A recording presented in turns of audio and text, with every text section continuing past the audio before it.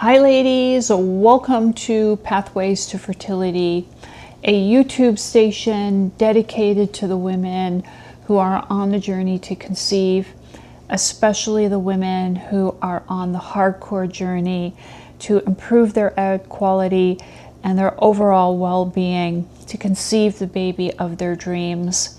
I am Samantha Jacobs. I'm a licensed acupuncturist in the lower counties of Connecticut and New York. And I have dedicated my career since graduating in 2003 to helping women conceive their dream baby. Today I am back to talk about what I consider one of the most serious emotional topics that come up for the women who are on this very serious emotional journey of infertility. If you are wondering, what does this emotional journey have to do with egg quality and well-being, I want to plant a seed that stress from the emotional component of infertility makes an impact on your body and has the potential to impact egg quality. The more serious component, the emotional components of infertility create burnout.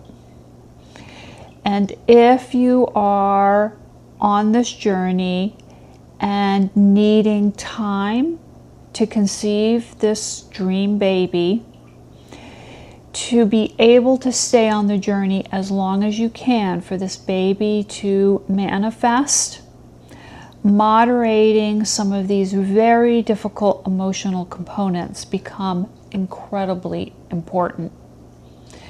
And this particular one component, hope, this double-edged sword of hope, is important. Many of my patients become burned out from trying to juggle the mixed feelings around trying to be hopeful. I always try to, in my videos, put it in a nutshell. So if you just want the quick blurb so you can get the cliff notes and move on, here it is. I'm going to risk being flame roasted by the internet. I am a firm believer you don't need to be hopeful to be successful on your journey. I do believe that you will need action steps and goal setting. You will need a commitment to those action steps, to the goal setting, to be able to be successful. So if you are feeling like, hell, this is never going to work, I don't think I'm ever going to have a baby, but you stay committed to the action steps that you can stay committed to, you have the possibility to be successful. I have repetitively seen in my practice many women go on to be successful without being hopeful. They're successful not because, they're pretending to be hopeful. They're successful because they've made a commitment to what they can do to change their fertility. They've made a commitment to acupuncture, supplements, yoga, exercise, diet changes, whatever that is for them that they feel they can make that commitment to. They make it, they stick to it, no matter how hopeless they feel. They stick to it. And these are the women I see often become pregnant. So I share with you, you don't have to feel hopeful. You will want to stay committed to your goal setting and to your life changes to be able to have the potential to be successful.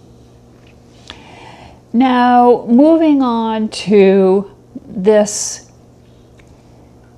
topic of being hopeful. I want to start with saying many of my patients, many of the ladies who come to me,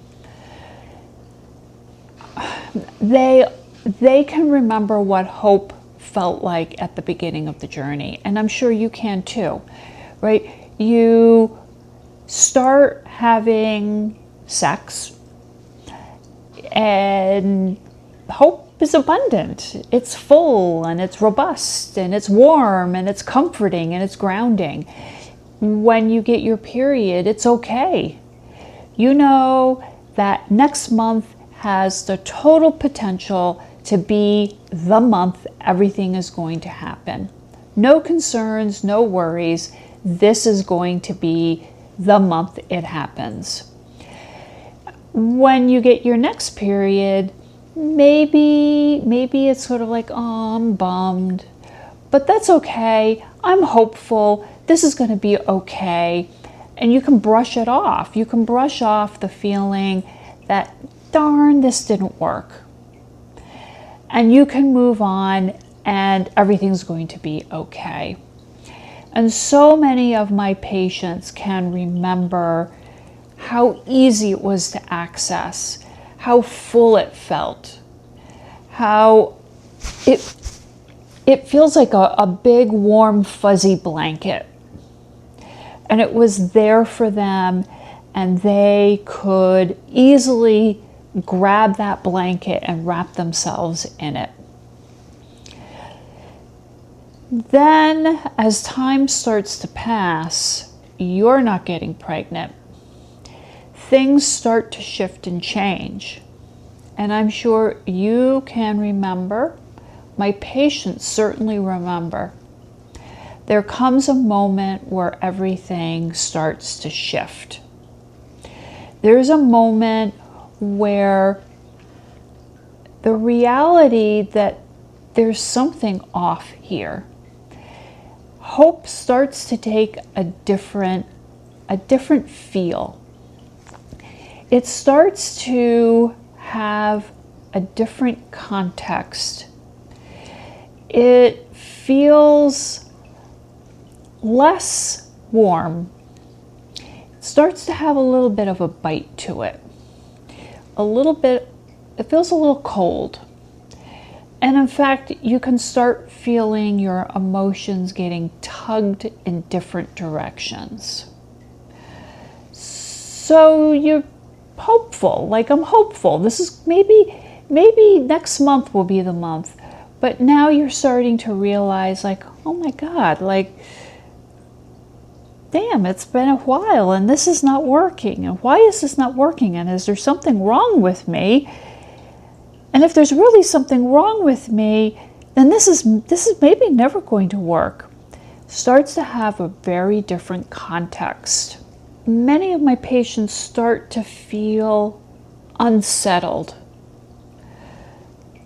Before, hope could help you feel grounded. Now it starts to leave you feeling unsettled. It's having an impact on your mental and physical well-being. Many of my patients, and I'm sure you can understand, start to feel exhausted. It starts to degrade your quality of life. The physical exhaustion, many of my patients talk about the fact, literally, right, you are tired.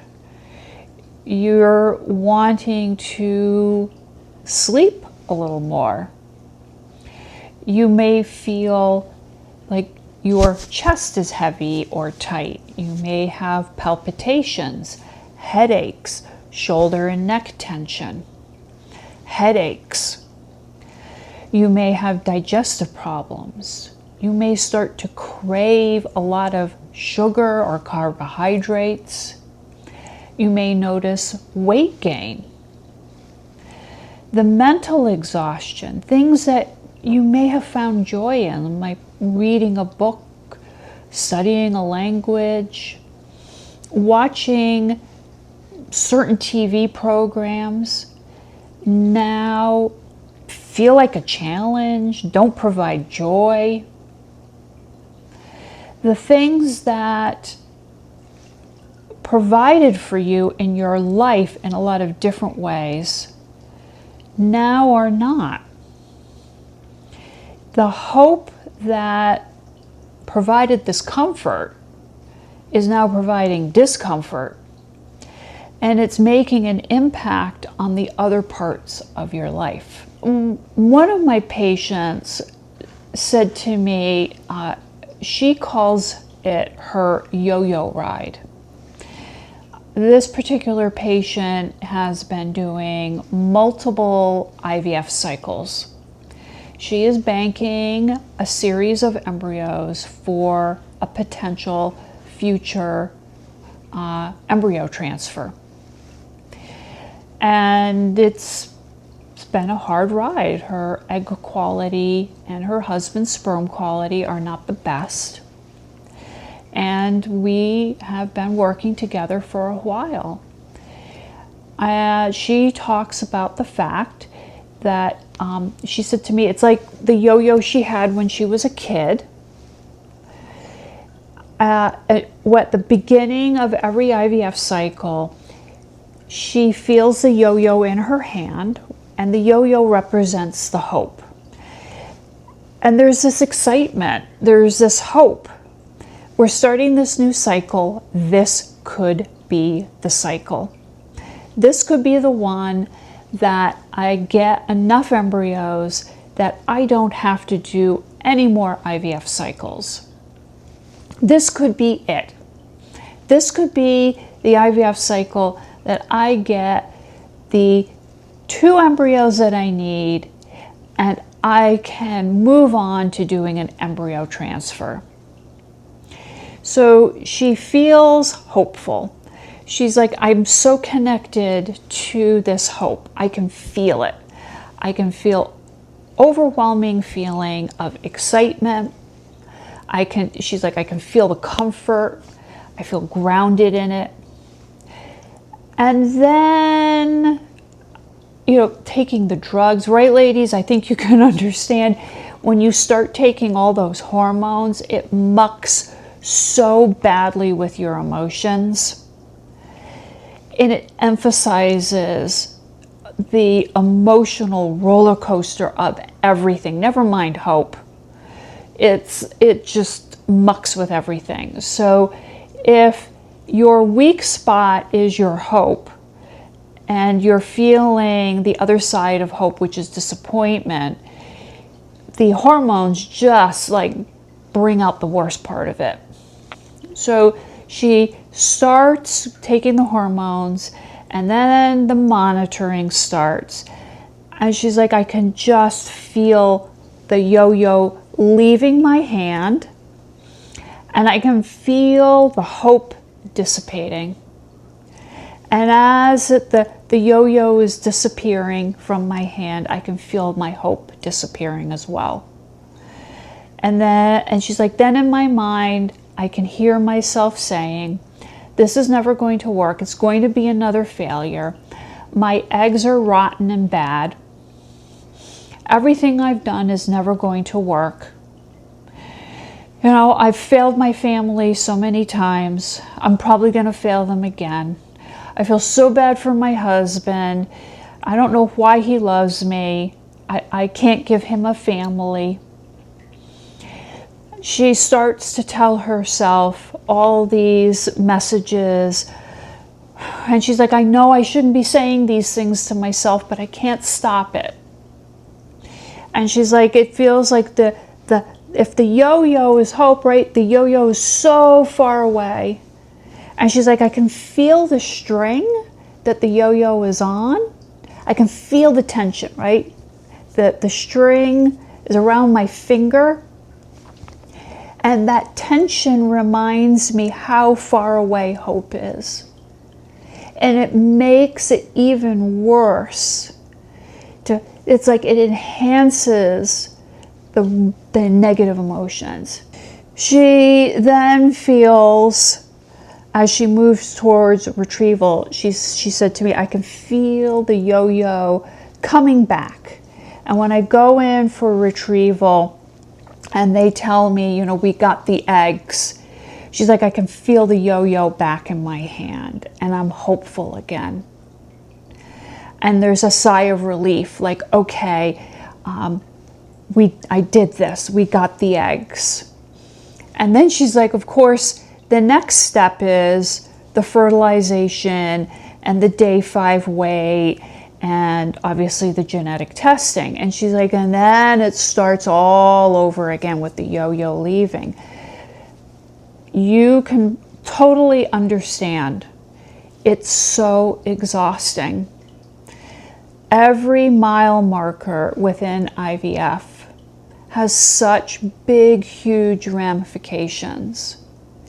And it's really hard to stay hopeful with each step along the way. And it's so incredibly difficult to do all of that while you are taking all these drugs. Such a big deal. So incredibly hard. I want to say too, I mean, the idea of hope, it's hard to stay present with hope. Feeling a lot of hope, right? Feeling this robust hope. I'm going to be hopeful and I'm going to be like, yay, I'm happy, I'm hopeful, this is going to work, rah, rah, rah, when there's long spells of limbo. And there's no ending to how this is all going to unfold, how your story is going to unfold. Waiting for an outcome, living with the what ifs, where is this going, is so incredibly hard. It's way beyond some of the nonsense I see on YouTube. Put a Post-it note up on your bathroom. I have a baby. I am a mother. I mean, I'm not against it, ladies, but I think you can understand that this is so much beyond that one little Post-it note. And of course, the other side of hope, right, is disappointment, failure, fear, sadness, grief. I am a huge believer in, if you have a vision board, which I think is actually, I mean, it's a great thing, but also being able to speak your truth. And one of the things I ask my patients to do is, right, if you say to yourself, I'm a failure, this is never going to work, to rather speak truth, which is, this is really difficult and hard. And staying on this journey is a huge challenge. And I am sad. And I am scared of being disappointed. And I am scared of the future. And I am scared to be hopeful. These are so much more. This is more of the truth. And when you stand in front of that vision board and you speak your truth, I am scared. I am scared to have a broken heart. And you look at your vision board and you speak the truth, you allow your vision to exist and also your true emotions to exist. And the whole thing can really exist as one. I want to share, when we are emotionally exhausted, we jump to conclusions. Often those conclusions are negative conclusions to the outcome of what is going to unfold in front of us, our story. We often jump to failure. So We can't see into the future. We can't predict an ending. And because we can't foresee our future, and because we believe the odds are against us, it doesn't mean that there is an automatic failure for us. And if you find sitting with the unknown to be very painful, once again, you can speak, verbalize the truth, right? Rather than saying, this is never going to work, this is probably always going to be a failure. I'm really scared. I'm scared that this will never work. I can't see what the future holds, and that leaves me very overwhelmed. And to know that mental exhaustion takes away our ability to be able to keep this positivity in our lives. And if you are mentally exhausted, to find a way to positively reframe, I'm mentally exhausted, it's really hard to see things as being positive. And it's okay for me to feel that things are not going to work out. You know, hope, living with hope and its cornucopia of negative emotions, disappointment, fear, overwhelm, means that you are not living in the moment. You are probably living in the future, right? You're looking at the story, I'm never going to be pregnant, this is never going to work, it's a failure. Or you're probably living in the past, thinking to yourself, I wish I had not wasted time trying to have a baby. You are somewhere else rather than being here in the moment.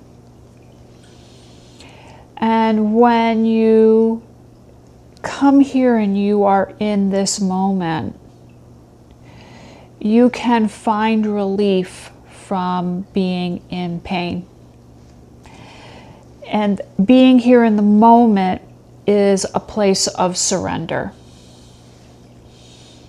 And that is a place where you can manage your stress. And in surrender, it means you don't have to be hopeful, but neither are you going to be disappointed, angry. It's about finding a place, a zone of peace and quiet. It may be going for a walk, yoga. I mean, this is why yoga is wonderful, right? Meditation, and that can be, walking meditation. It could be cleaning your house. I don't know how many of my patients adore cleaning their house. Organizing and cleaning can be very meditative. Just being here is better than being in the future and in the past, torturing yourself.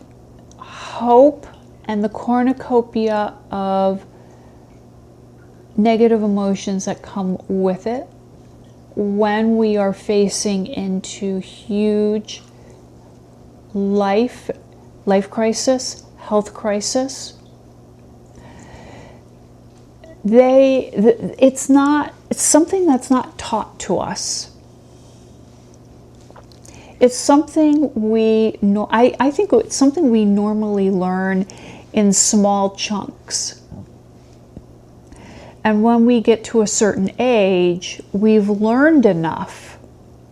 When you get to my age, you've usually had something where life has cut you off at the knees. And you've learned enough along the way that you can pick yourself up and be able to move forward with life. I realize so many of my patients, so many of the women who come to see me, you guys are young. And you are facing into such a serious crisis. School doesn't teach us doesn't teach us. My parents never taught me how to deal with it. So I'm certain your parents haven't taught you. And our culture doesn't teach us how to deal with it. And currently it seems like our culture just tells us to have positive affirmations and make a vision board. And it's not all realistic. I want you to know that you are having a huge learning curve before your time. I impart with you that you are learning how to become a wise woman before your time. You are learning a set of skills that you will be able to pass on to your future child. You will be able to help another woman with. This is